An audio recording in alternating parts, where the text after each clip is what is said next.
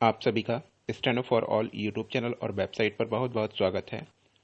अब एक एक शब्द को चेक करने के झंझट से मुक्ति पाएगा। स्टेनो फॉर ऑल आपको देता है स्वतः मूल्यांकन की सुविधा। किसी भी पुस्तक किसी भी गति पर आप इंग्लिश या हिंदी में ऑडियो सुनने के पश्चात, डिक्टेशन सुनने के पश्चात अपनी गलतियों का मूल्यांकन प्राप्त कर सकते हैं।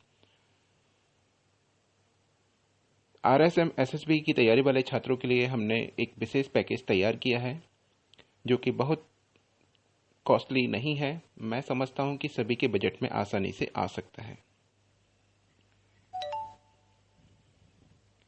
सभी 100 शब्द प्रति मिनट की गति के लिए सभी तैयार रहें। ये हमारी 5वीं डिक्टेशन है, 5th डिक्टेशन है। रेडी?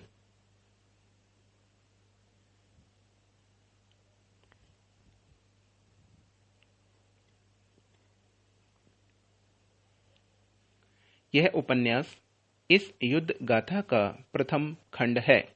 इसमें देव, दानव एवं विभिन्न जातियों के इतिहास के साथ अलौकिक देव शक्ति के मूल आधार को उद्घाटित किया गया है।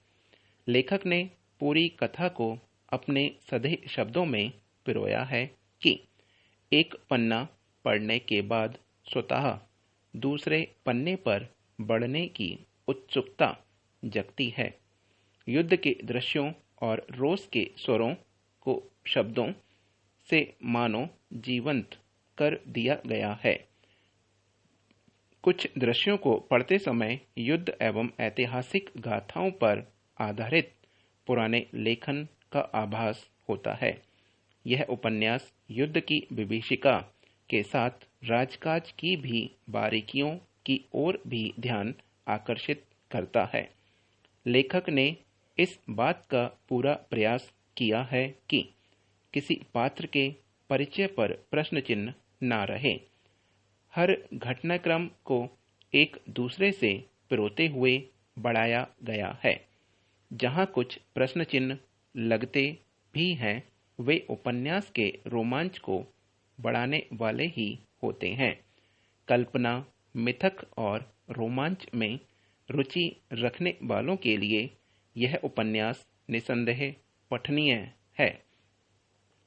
भारतीय जनमानस और पूरे मानव इतिहास की यह विशेषता रही है कि उसने मानवीय मूल्यों को सहेजने के लिए हमेशा कहानियों का सहारा लिया। इस तरह यह कहानियां लोक समाज में तथ्यपरक इतिहास की ज्यादा वरीयता पाती हैं। कुछ इसी तरह का काम किया है हरीश ढिल्लन ने अपनी पुस्तक जन्म साखीज में। इसमें वह कथाओं के माध्यम से सिखों के प्रथम गुरु श्री नानक देव जी के जीवन का एक समग्र चित्र खींचने की कोशिश करते हैं। ये कहानियां ज्यादातर नीतिपरक हैं या फिर गुरु नानक देव के जीवन के एक पक्ष को सामने लाती हैं। आज तक जो साखियां साहित्य और लोक जनश्रुतियों से में बची हैं, उनको 4 वर्गों में बांटा जा सकता है। ये है बाला जन्म साखी, पुरातन जन्म साखी, मेहरबान जन्म साखी और भाई मणि सिंह द्वारा लिखी गई जन्म साखियां। भाई मणि सिंह 18वीं शताब्दी के सिख विद्वान थे। वे आखिरी सिख गुरु गुरु गोविंद सिंह के बाल सखा भी थे। वे सिख धर्म के लिए ही शहीद हुए। किताब की ज्यादातर कहानियां इन चारों स्रोतों से आती हैं और कुछ विशेष रूप में एक ही वर्ग से हैं। भले ही एक बारगी देखने पर किताब किस्सों का एक संकलन लगे, पर जन्म साखीज इससे बहुत गहरे जाती है। लेखक ने विभिन्न स्रोतों से अनुसंधान करके इस किताब में गुरु नानक देव जी के जीवन और संदेश के सार को समाहित करने का प्रयास किया है। इससे किताब में एक दृष्टि है जो सिख धर्म के उद्गम और अर्थ को समझने के लिए आवश्यक है।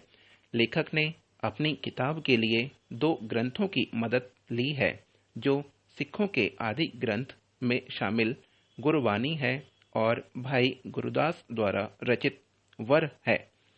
भाई गुरदास तृतीय गुरु गुरु अमरदास जी के भतीजे और बाबा बुद्ध के मित्र थे, जिन्होंने बहुत नजदीक से नानक परंपरा का विकास देखा था। लेखक यह बहुत स्पष्ट करते हैं कि पारंपरिक शास्त्रीय स्रोतों में इतनी गुंजाइश नहीं होती थी कि उन्हें एक सार्थक साखी में अनुदित किया जा सके। इसलिए जन्म साखी के लेखक इन स्रोतों के साथ साथ अपनी कल्पनाशीलता का भी प्रयोग करते थे। इसी वजह से इन साखियों में कई बार अंतर्विरोध भी देखने को मिलता है। लेखक यह कहने में भी बहुत ईमानदार है कि इन साखियों को ऐतिहासिक मानना बहुत सही नहीं होगा, क्योंकि एक ही साखी के कई रूप मिलने के अलावा इनमें चमत्कार और पारलौकिक घटनाएं भी बहुतायत से मिलती हैं। इसका मुख्य कारण है कि ये जनश्रुति की परंपरा से आई हैं। इन साखियों ने ही गुरु नानक देव जी की मानवीय छवि को एक दिव्य दैवीय छवि में बदला था। इसीलिए जो कहानियां पहले की पीढ़ियों को सहजता से स्वीकार थीं, उन पर नई पीढ़ियां प्रश्न करती हैं। लेखक एक सुंदर बात करते हैं कि आज के परिदृश्य में ये जन्म साखियां और भी प्रासंगिक हैं।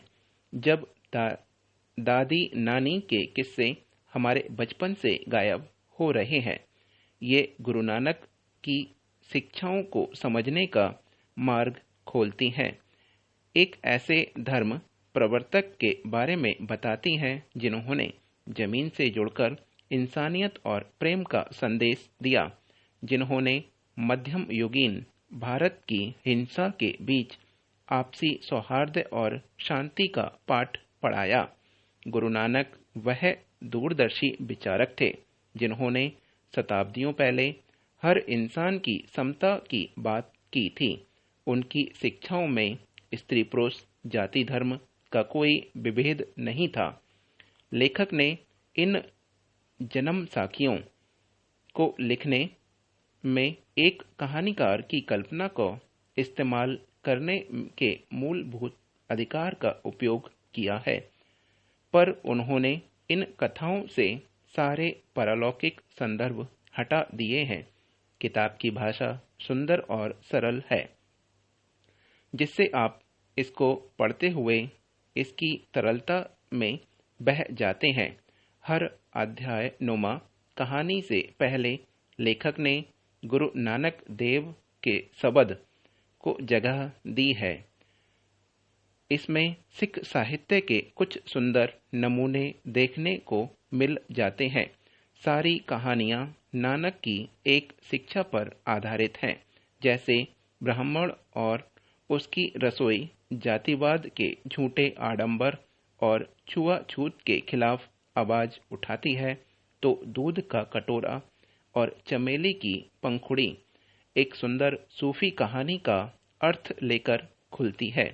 नानक गुरुधर्म होते हुए भी एक गृहस्थ थे। संसार का त्याग न करके उन्होंने उसे बेहतर बनाने की कोशिश की, और यह बात उनके चरित्र को और महान बनाती है। इसी प्रकार से लेखक ने बहुत ध्यान से गुरु नानक देव के पूरे जीवन व्रत को इन पन्नों में समेटने की कोशिश की है, जिनमें उनकी अनेक विदेश यात्राएं और उनके अनुभव सम्मिलित हैं। विभिन्न पंथों और मार्गों के विद्वानों से शास्त्रार्थ चर्चाएं और संवाद भी इस पुस्तक को एक नया आयाम देते हैं। इनमें पारंपरिक हिंदू धर्म के अलावा जैन मत, इस्लाम और सूफी मत शामिल है। लेखक को इस बात के लिए बधाई देनी चाहिए कि वे लोक कहानियों और क्षेपकों को लेकर इतनी सुंदरता से एक साथ प्रो पाए। ऐसा करते हुए उन्होंने गुरु नानक देव के विलक्षण व्यक्तित्व को कालजयी संदेशों को सहज लिया है। यह किताब पढ़ना एक आनंददायक अनुभव है और यह हमारी युवा पीढ़ी के लिए बहुत महत्वपूर्ण है। उत्तराखंड चार धाम देवस्थानम प्रबंध बोर्ड के दायरे में शामिल 51 मंदिरों के संबंध में पुनर्विचार की मुख्यमंत्री की घोषणा के मद्देनजर अब इसे लेकर उच्च स्तर पर मंथन शुरू हो गया है। माना जा रहा है कि गंगोत्री व यमुनोत्री धाम समेत 6 मंदिरों को बोर्ड से बाहर किया जा सकता है। ये हमारी डिक्टेशन समाप्त हो चुकी है। जो भी करना चाहते हैं, जिन्होंने प्लान लिया हुआ है, वो वेबसाइट पर आकर इसको टाइप करके देख सकते हैं।